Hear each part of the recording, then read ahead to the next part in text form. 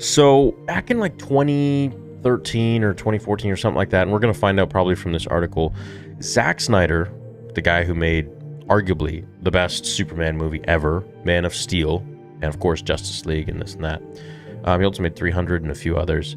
Actually pitched an idea for a original Star Wars film or project or trilogy at Lucasfilm years ago.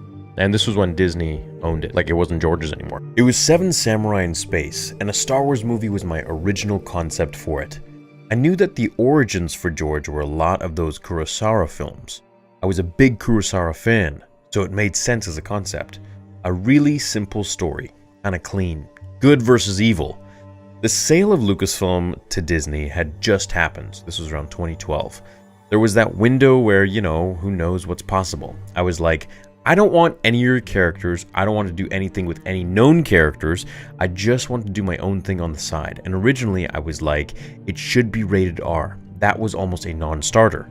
I knew it was a big ask, to be honest, but the deeper I got into it, I realized it was probably never going to be what I wanted. There was a vibe of, we have our own ideas about what we want to do with the Star Wars universe. You have an idea about a Star Wars movie, go do that as a fan film. So they rejected it, long story short, and then he went to Netflix, and now he's actually making the movie, and it's filmed, and I think it's coming out like sometime this December or something. So even, you know, like 6 months away or whatever it might be. Now, why I'm talking about this is because, first of all, this was a story that was intended to be originally for Star Wars, and it is being touted all around the world as a Star Wars sort of inspired film or project. Now, personally, I know a lot of you guys like Star Wars Visions. Now, it's not Star Wars per se, but is inspired by Star Wars. And this is going to be the closest thing that we're going to get to a live action Visions that probably feels more like Star Wars than some of the Star Wars projects that we've been getting. I do believe Zack Snyder is an extremely talented director and writer, so I'm a fan of his work, and I think that this Star Wars inspired project called Rebel Moon, which sounds Star Warsy in and of itself, is something that is going to really blow the world away and make us understand that, hey, Disney doesn't really hold the only reins to Star Wars stuff. Yeah, maybe, you know, the logo, but if they don't do well with it, and if they don't respect what George created, there are going to be other big hitters that come out there, like Zack Snyder. And one day, myself, one of my goals is to create something very, very Star Wars inspired with other fandoms and stuff like that, and create my own story. And that is what Zack Snyder has gone and done, and I'm really inspired by it. It's something that I've always wanted to do, and I can't wait to actually see the film. Now, let me first say, we don't need an R-rated Star Wars film. Do we want one? Would it be cool?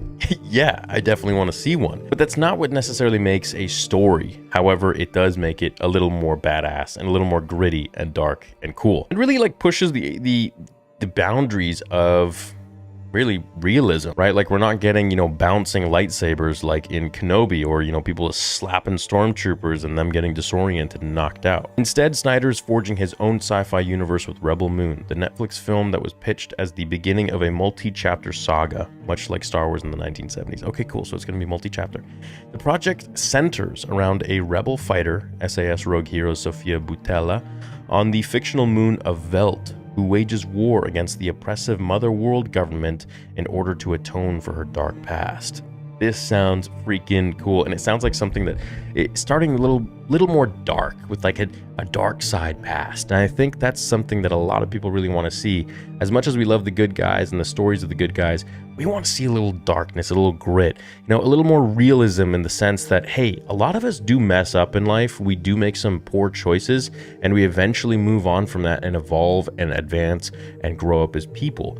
But those choices are sometimes things we have to atone and have to pay for. And I guess that's what's happening here with whoever the character is. What's the name of the character? Anyways, a rebel fighter. So, yeah, cool. This could be a massive new franchise that has, you know, spin-offs of comic books, shows, other games, things like that, and books. And personally, I hope that it's going to be really successful for Zack Snyder. It tells us that, you know, hey, we don't have to always just consume your stuff. You are not the only source for Star Wars anymore.